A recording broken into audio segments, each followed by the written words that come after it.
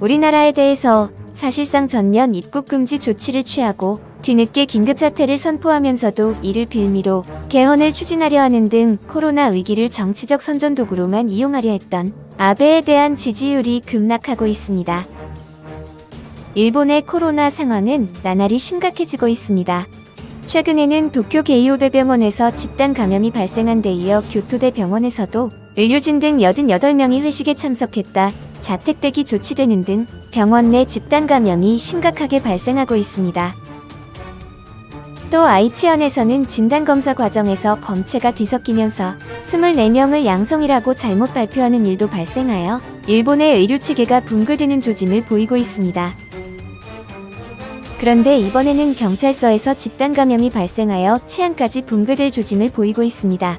국민들에겐 외출을 자제하라고 요구하면서 고베의 한 경찰서에서 경찰관들이 술판을 벌여 서장과 부서장 등 10명이 감염되었고 경찰관 120명이 자택대기에 들어가는 바람에 본청에서 지원 인력까지 파견했습니다. 특히 경찰 당국은 처음에는 이러한 사실을 은폐하려고 하였다가 더 큰 비난을 받고 있는 실정입니다.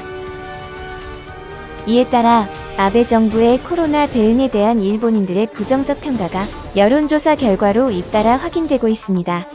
교도통신이 최근 전국 유권자 1028명을 대상으로 여론조사를 한 결과 아베 정부의 긴급사태 선언이 너무 늦었다고 답한 사람이 80.4%였습니다. 아베 총리가 모든 가구에 첫 마스크를 2장씩 배포하기로 한 조치에 대해서도 76.2%가 부정적으로 평가했습니다. 아베 내각에 대한 지지율도 지난달 조사에 비해 5.1%포인트 하락하여 지지하지 않는다는 비율이 43%로 2달 만에 처음으로 부정평가가 긍정평가를 넘어섰습니다. 우파 성향의 산케이 신문이 최근 1050명을 대상으로 조사해 발표한 여론조사에서도 긴급사태 선언이 너무 늦었다고 답한 응답자가 82.9%에 달했습니다. 지지율도 지난달 조사에 비해 2.3%포인트 하락한 39%를 기록했으며 지지하지 않는 비율은 3.2%포인트 오른 44.3%였습니다. 그리고 NHK가 1253명을 대상으로 조사해 발표한 여론조사에서도 아베 내각 지지율은 지난달보다 4%포인트 하락했으며 긴급사태 선언 시기에 대해서도 75%가 너무 늦었다고 답했습니다. 한편 아베 총리가 비상사태를 선포한 이후 자신의 SNS에 자택에서 유유자적 쉬는 영상을 올린 것에 대해서도 비판이 계속되고 있습니다. 비상사태는 국민들에게 사회적 접촉을 피하라는 뜻이지 국정을 책임진 총리에게 집에 들어앉아 쉬라는 것은 아니기 때문입니다. 더구나 긴급사태 선포 직후 대량의 사망자가 발생하더라도 자신이 책임질 일은 아니라고 한 아베의 발언이 알려진 이후에는 더더욱 비난 여론이 높아지고 있는 상황입니다.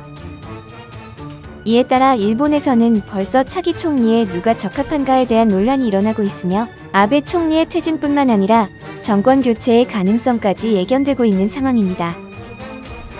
결국 비난 여론을 감수하고 전문가의 의견을 정책에 충실히 반영하여 코로나 방역에 성공한 우리나라와 달리 일본은 무책임한 지도자로 인해서 국민들의 고통이 계속되고 있는 상황입니다.